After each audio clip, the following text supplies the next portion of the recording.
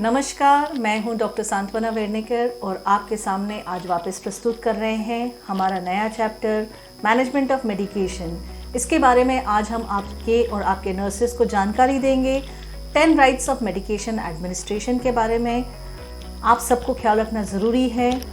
रुक जाइए, medication administration के पहले जो 10 पॉइंट हमें जानना चाहिए उसको जानने के बाद में ही आप पेशेंट के पास में मेडिकेशन के लिए जाएं। आज हम बात करते हैं हमारे फर्स्ट पॉइंट के बारे में और ये है point number 1, right patient. Right patient का अर्थ ये होता है कि आप जब पेशेंट के पास जा रहे हैं तो पेशेंट को आइडेंटिफाई कैसे करेंगे। तो आइडेंटिफिकेशन के तरीके हैं, आप उसके रिस्ट बैंड या जो आइडेंटिफायर बैंड हमने लगाया है उसको देख लें, उसको जांच लें। उसके ऊपर पेशेंट का नाम, उसका UHID that is universal ID या हॉस्पिटल ID होना आवश्यक है। उसी के साथ में उसके उम्र और लिंग की जानकारी होनी चाहिए ताकि कहीं भी कोई भी गलत तरीके से हम पेशेंट को मेडिकेशन न दें। जब भी हम पेशेंट के मेडिकेशन ऑर्डर को देख रहे हैं तो उसके आइडेंटिफिकेशन बैंड के साथ में उस पेशेंट को कौन सी मेडिकेशन दी जा रही है उसका कंफर्मेशन कर लें। ये भी जानकारी आप हासिल कर लें कि पेशेंट को कोई किसी भी प्रकार की एलर्जी तो नहीं है जो पास्ट में उसको रह चुकी है। ये जानकारी आप इनिशियल असेसमेंट के दौरान भी ले सकते हैं और इसके अलावा किसी पेशेंट से जब आप उनको दवाई दे रहे हैं या प्रिस्क्राइब कर रहे हैं या जब आप पेशेंट के पास जा रहे हैं मेडिकेशन लेकर के तो आप उनसे उनकी एलर्जी के बारे में पूछ सकते हैं। इसके लिए अब जब हम सेकेंड लिस्ट पे जाते हैं तो हमें राइट मेडिकेशन के बारे में जानना और भी आवश्यक है। हर स्टेप पे हमारी आवश्यकता बढ़ती जाती है। पेशेंट के आइडेंटिफिकेशन के बाद अब राइट मेडिकेशन की बात करते हैं। राइट मेडिकेशन में हमें हमेशा ट्रिपल चेक करना चाहिए। जब हम मेडिसिन अपने ड्रॉअर से निकाल रहे हैं या मेडिकल शॉप से मंगा रहे हैं, फार्मेसी से मंगा रहे हैं, जब हम मेडिकेशन को प्रिपेयर कर रहे हैं अर्थात जब हमें उसको किस डाइल्यूएंट के साथ में या डिस्टिल वाटर है या कोई स्पेशल सोल्यूशन है या सेलाइन है या DNS है, उसके साथ में जब हम पेशेंट को जब हम उस दवाई को मिक्स करते हैं तो उसके बारे में जानकारी होना चाहिए और उसी के दौरान आपको खास कर ध्यान रखना ज़रूरी है। जब हम पेशेंट को वो मेडिसिन दे रहे हैं उस दौरान भी जो है आपने मॉनिटर करना चाहिए। तो ये ट्रिपल चेक होना आवश्यक है। जब भी मेडिकेशन हम पेशेंट के पास लेकर के जा रहे हैं उसके साथ में हम फिजिशियन का ऑर्डर साथ में रखना आवश्यक है। जब भी आप पेशेंट को मेडिकेशन दे रहे हैं आप ये ख्याल रखें जो मेडिकेशन आपने प्रिपेयर करी है उसी को आप पेशेंट को दीजिए।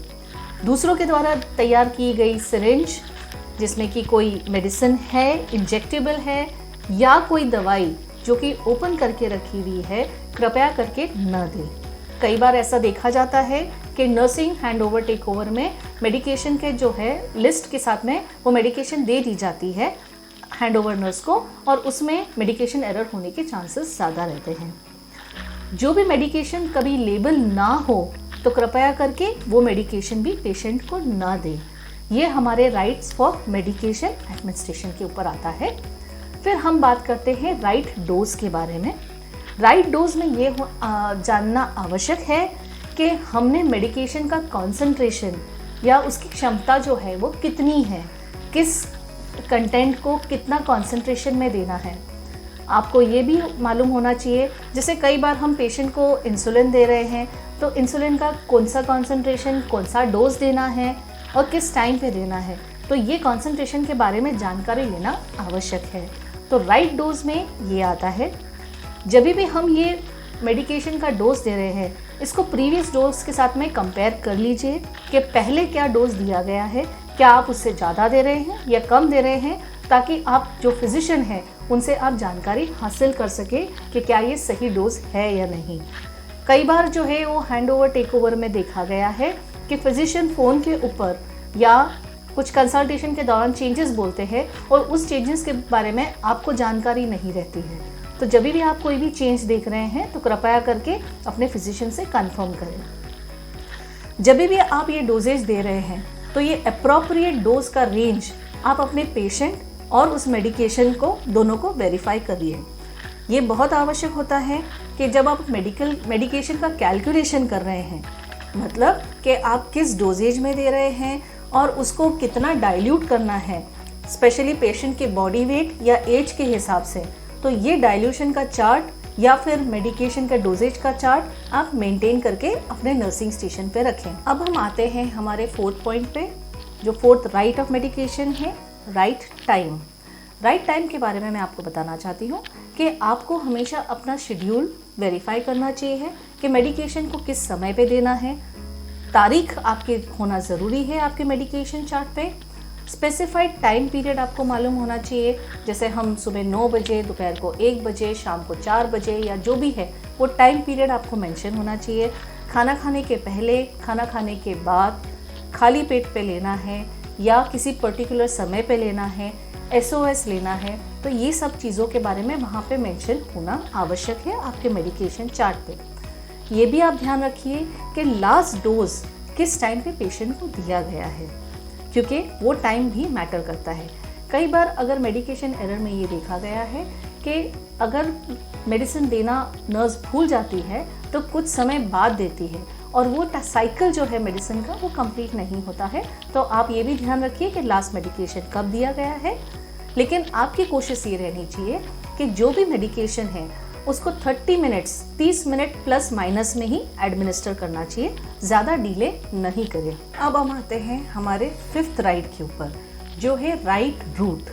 अब राइट रूट में आपको ये आवश्यक है जानकारी लेना कि डॉक्टर ने प्रिस्क्राइब किस रूट से किया है, IV, IM या फिर वो इंट्राडर्म है या ओरल है या टॉपिकल है।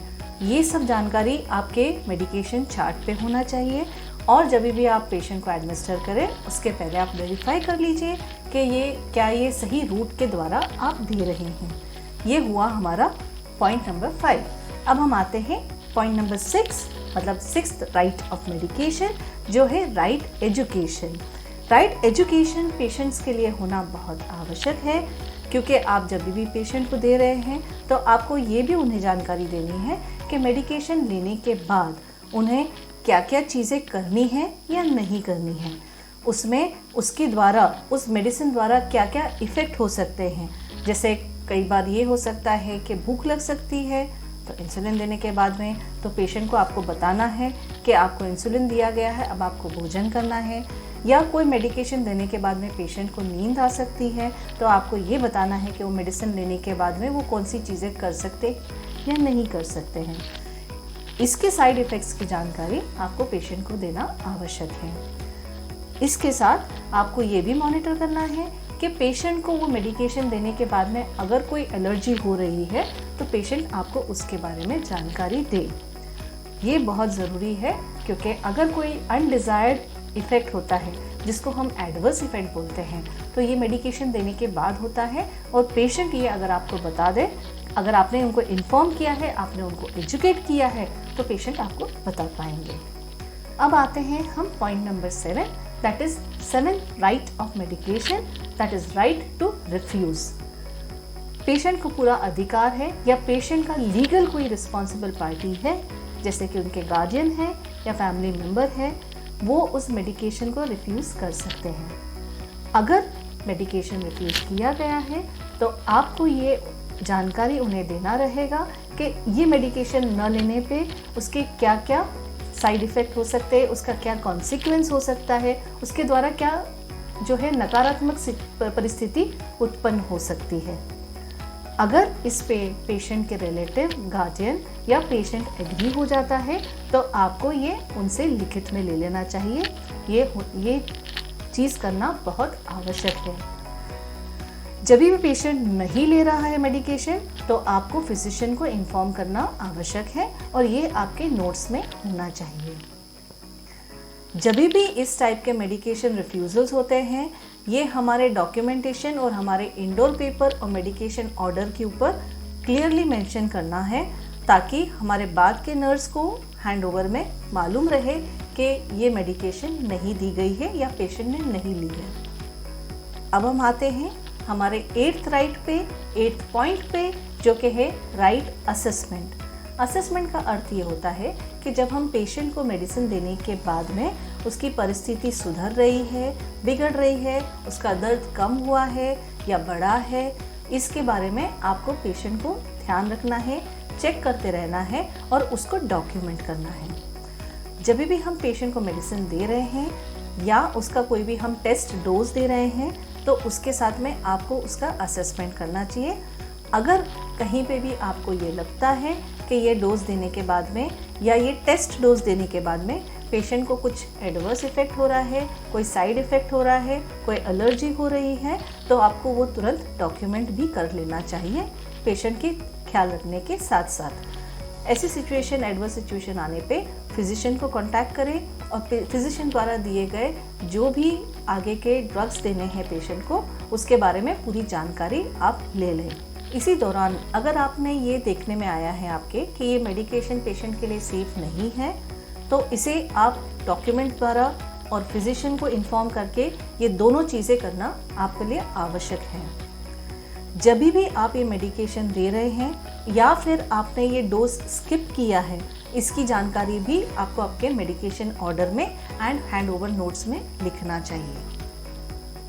जब भी मेडिकेशन को हमने एडमिनिस्टर किया है उसके बाद में हमें उसका इवैल्यूएशन करना भी आवश्यक है।